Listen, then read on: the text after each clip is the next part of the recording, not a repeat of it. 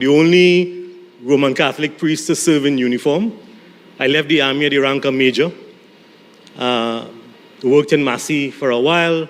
I was an executive at Massey. Then, of course, I was asked to run for St. Joseph, my hometown. I went to Boys RSC school right up the hill. In my days, this wasn't even built. In fact, I remember when Randolph Burroughs shot Guy Hayward in the river in the 1970s. Some of you wasn't even born yet. But anyway, St. Joseph is my hometown. And in St. Joseph, I see Clarita Rivas there. Clarita taught me Cuatro when I was about 9 years old. In St. Joseph, one of the things that was instilled in us is a deep love for our country, a deep love for what happens to our country. That's why St. Joseph is not just the first capital. It is also a place that we really grew up wanting and living. I mean, in our days, we used to really enjoy the fruits of what it is to live in a beautiful country. But over the last 10 years, I haven't been living in Trinidad, but I've worked in the international field. So after 2010, when I went to Barbados, at that time, the government of Barbados went through a series of downgrades. And the Labour Party was in government. Chris Sinclair was the Minister of Finance. And I was asked to help. And so during that time, when the government of Barbados was having very difficult economic times, it was when the Latin American Development Bank, CAF, reached out to me, and we were able to buy shares for Barbados to join CAF. And the reason I'm going through all of this history is because one of the most important things in any economic strategy of a country is to find ways in which you could finance not just the infrastructure, because when my brother Kevin talked about the injection required in exploring and continue to develop the energy sector, you need capital for that. One of the difficulties that we have had in Trinidad and Tobago is that we have lost our preeminent place as the financial powerhouse of the Caribbean. One of the difficulties in Trinidad and Tobago is that the rank and file and the very marginalized people are suffering even more and being pushed further down that scale. One of the difficulties in Trinidad and Tobago is that even if we were to invest in some of these projects now, it will still take a while for these projects to come to fruition. So in the immediate term, we have to give people hope. We have to give people confidence. We have to be empathetic. And the only representative of that we can find in the political scenario today is the Honorable Kamala Persad-Bissessy.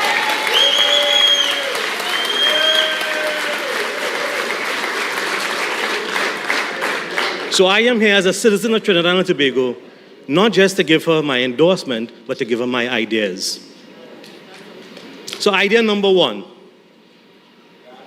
when you see, for example, that I was assisted Barbados with CAF, at that time, in 2013, 2014, during that time, the only other country that made an investment for the future of its people was the United National Congress. Because at that time, Winston Ducaran was Minister of Finance. I struggled to buy 50 million US shares for the government of Barbados. In fact, First Citizens Bank in Port of Spain assisted me to help buy those shares for the government of Barbados. And then we processed loans from CAF to repay that loan. But during that time, before that, the Heritage and Stabilization Fund was established as a future investment into our country.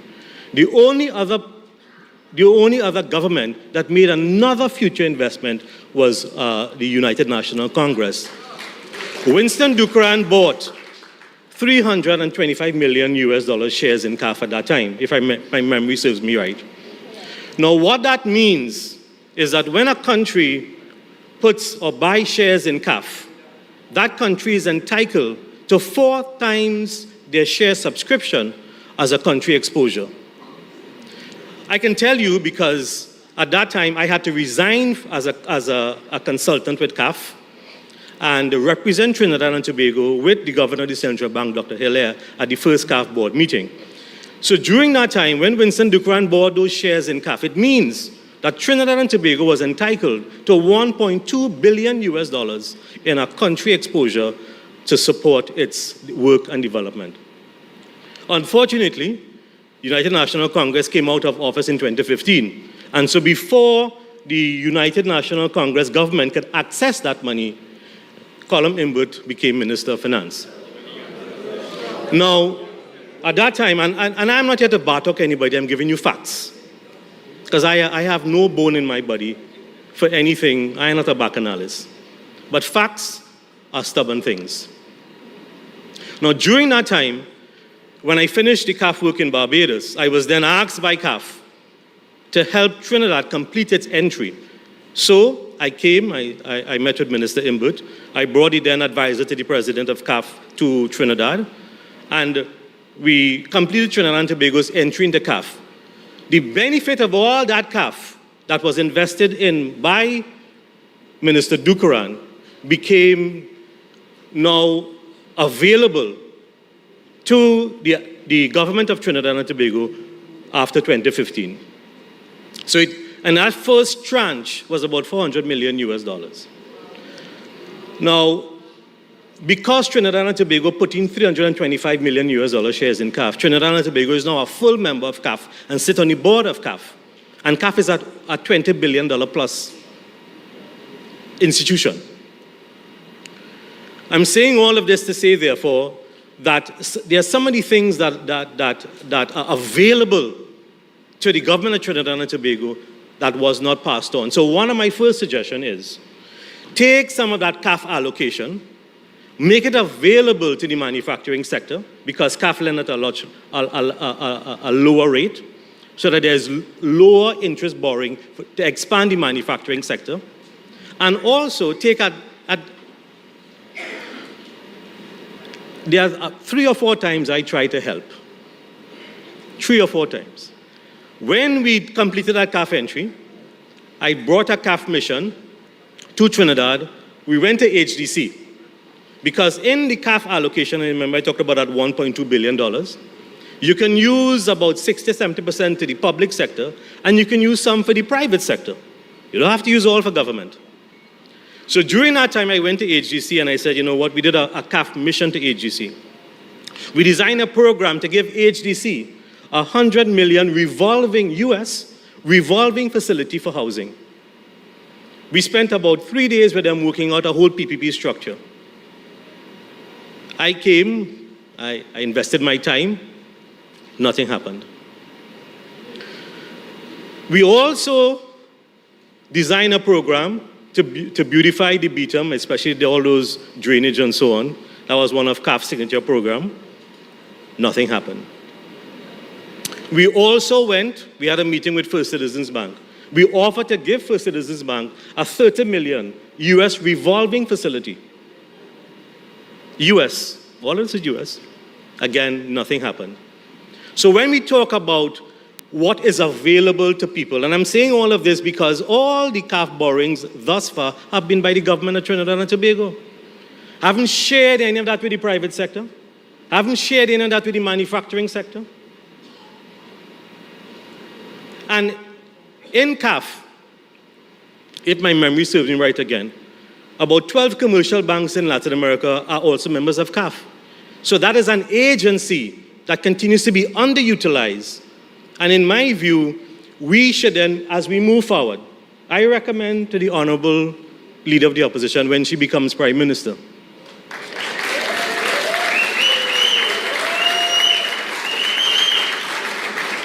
is to get a revolving facility and it's not just, and we should move away from just doing housing and do sustainable communities with housing and make sure that people can live decently. We can't, Tatil mustn't be the only place where we treat people like people.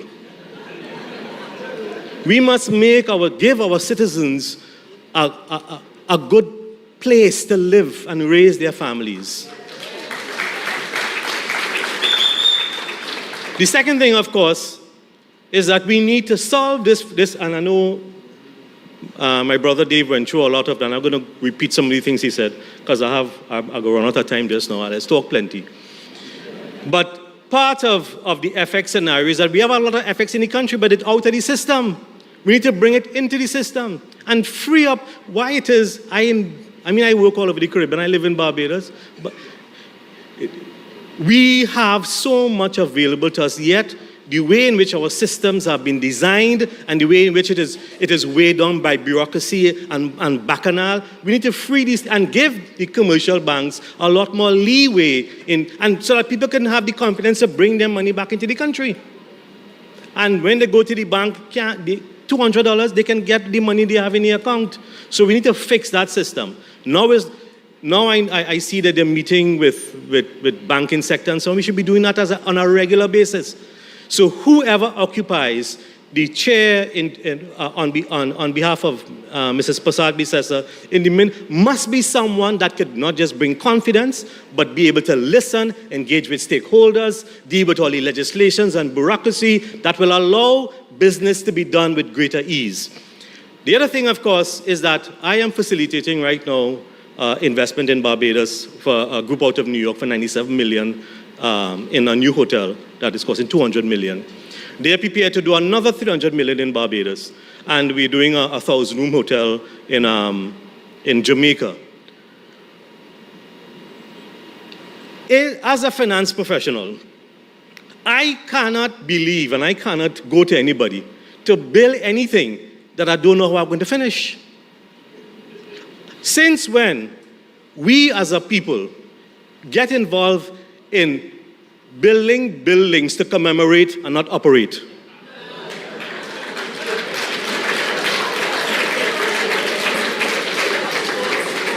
When you do that, what you do is that you tie up capital.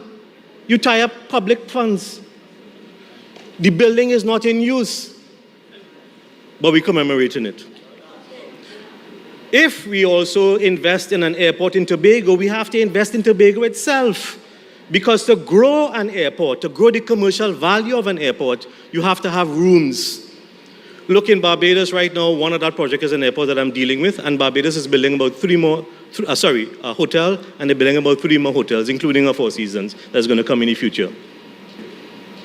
But because Jamaica just opened a 3rd airport in Negril, and now they're building, and their hotels, they are 1,000 rooms. So think about infrastructure. We have to think, we're going to build this, how are we going to grow it? And if we can't grow it, then why are we building it? My friend Kevin mentioned the refinery. Suriname is about to take off with their oil and gas sector over the next few months. No refinery. Guyana has taken off, no refinery. We have a refinery here, and we decide to shut it down. Now, as I said, the Kennedy after 2010 have been working across many governments and countries in the international space. I have financed and I have helped finance a number of things. My last financial undertaking with the government was in St. Lucia, when I helped the government of St. Lucia get a $40 million loan from Republic Bank in Port of Spain. I, as a professional, must tell you this. I turned 60 last year. I have lived in Barbados for the last 15 years. I a humble fella, I a small fella. I had to go and get a suit because I gave away all my suits after 2010. I gave away all. I didn't plan to put back on a suit, and so when I was invited to come here, I had to go and find a suit. And I'm happy with my short pants and my rubber slippers in Barbados. I was walking with a Niparama, I don't drink, but I smell it every now and then.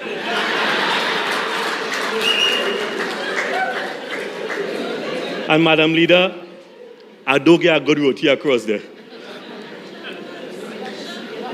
I had to come back here. So I'm saying all of that because the other thing that is important is that we have to spend on infrastructure. But how we have been spending is not the only way to spend. So I also did in Barbados, I did a government-to-government arrangement with the government of Canada Barbados had 22,000 stock meters, and we replaced those meters and so on.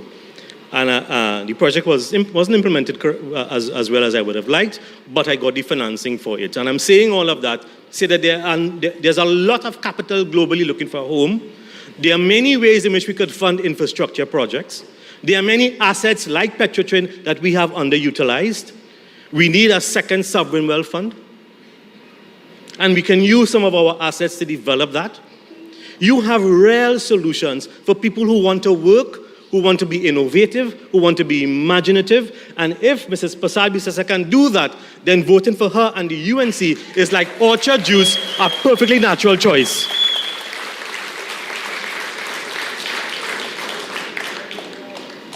We don't have to sit down. And so our role is not to look and say, listen, you know, all of these things, they're wrong.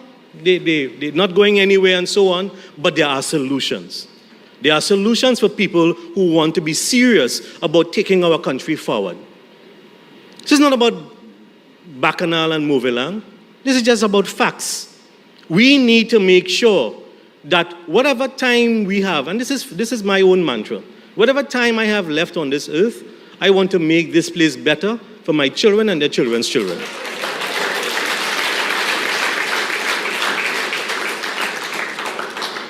For the last 15 years, I am sure none of you would have remembered me because I have not ventured, I have not come forward, I have not spoken, I have not gotten involved. And as I said, I have no axe to grind with anybody.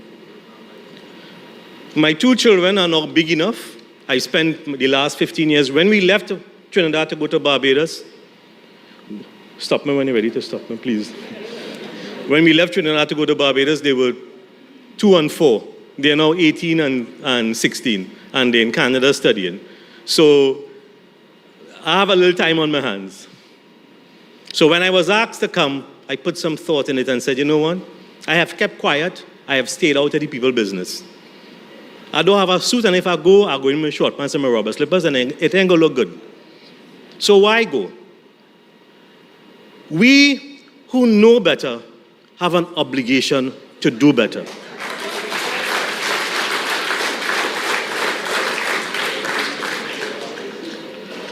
We could sit down and play this game, and I'm sure probably by tomorrow, everybody could be calling me and saying, where's Swaratsingh? He gone because he... I ain't here to eat our food. I ain't here because of anything I was promised. I was asked to come and give my thoughts, and I'm here to give those thoughts for whatever it's worth. I am here because in my beautiful community of St. Joseph, that there comes a time when we have to say, enough is enough. Move aside and give some serious people an opportunity to do what they have to do.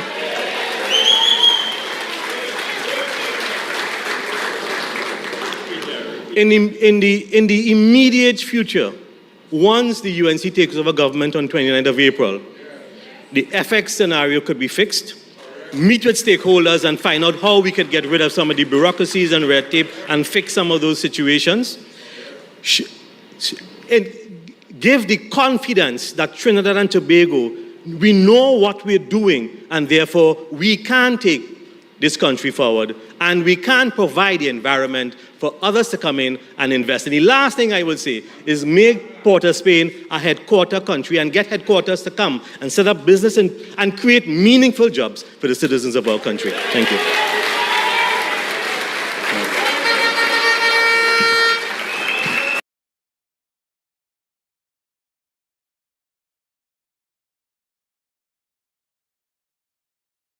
How liberal is Bill Spadia? It is time that we talk about a pathway to citizenship. I do believe in amnesty and a pathway to citizenship. Spadia opposed building Trump's wall. This is really about enforcement. It's not about a physical wall. Bill Spadia, wrong for New Jersey.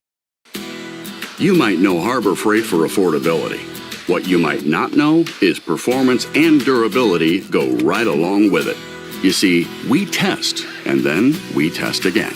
World-class engineering and rigorous testing to ensure our tools perform at the highest level and stand the test of time without testing your wallet. Now, it's time for you to put us to the test. Whatever you do,